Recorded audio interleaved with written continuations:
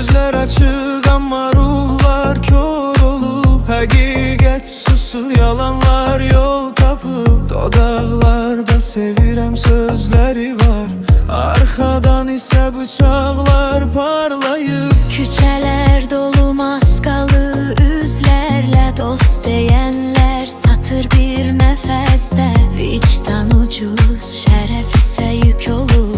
İnsan insanı itirir səssizcə.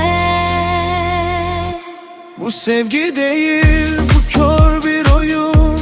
Gülüş altında gizlenir zehirli son. Sevirəm deyip kürəyimdən vurdum. Bu dünyada həqiqət niyə bu qədər suskun? Bu sevgi değil, bu kör bir oyun. Gülüş altında gizlenir zehirli son. Sevirəm deyip kürəyimdən vurdum. Bu dünyada həqiqət niyə bu qədər suskun?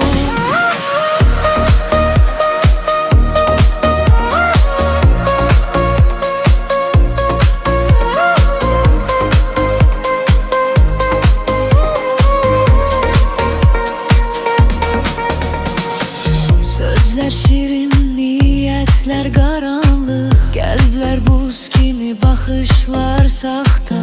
Hamı mələk rolunu oynayır, amma cəhənnəm var hər bir taxta. Nadanlıq taxt qurub bu şəhərdə, ağıl sürgünlə həqiqət zindanda. Sual verənlər düşmən sayılır, yalan isə kraldır bu zamanda.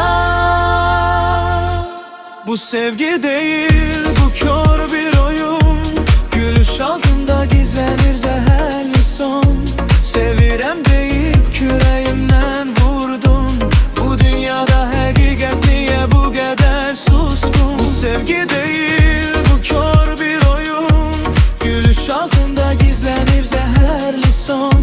Sevirəm deyip kürəyimdən vurdum. Bu dünyada həqiqət niyə bu qədər suskun? Körpülər gün gələr, maskalar düşər, bəlkə vicdan yenə danışar. Amma o vaxta qədər yaralarım mənə kim olduğumu xatırladar. Son nəqarət, bu sevgi deyil, bu xəyanətdir.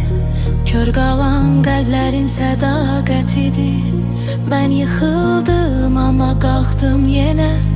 Çünki yalan əbədi həqiqət deyil. İnsan, insanı görəndə insan olar.